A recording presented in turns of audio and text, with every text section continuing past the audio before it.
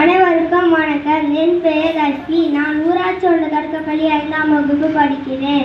நான் ஒரு விவசாயி. நீங்கள் சாப்பிட உணவுகள், பழங்கள், காய்கறிகள், தானியங்கள், கீரைகள் இவை அனைத்தும் நாங்கள் உற்பத்தி செய்கிறோம். எனக்கு கார் ஓட்ட தெரியாது. ஆனால் மாடுகள் கொண்டு ஏர் பூட்டி நிலத்தை உழுவ தெரியும். நிலத்தை கூர் போட்டு விற்க தெரியாது. ஆனால் நிலத்தை உரம் போட்டு வளமாக்க தெரியும். நான் பசியோடு இருந்தால் கூட உங்களை பசியோடு விட மாட்டேன். நான் சேற்றில் காலை வைத்தால்தான் நீங்கள் சோற்றில் கை வைக்க முடியும்.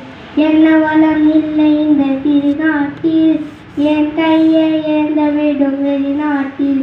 ஒழுங்காய் பாடுபடு வயற்காட்டில், உயரும் முன் மதிப்பு அயல் நாட்டில்.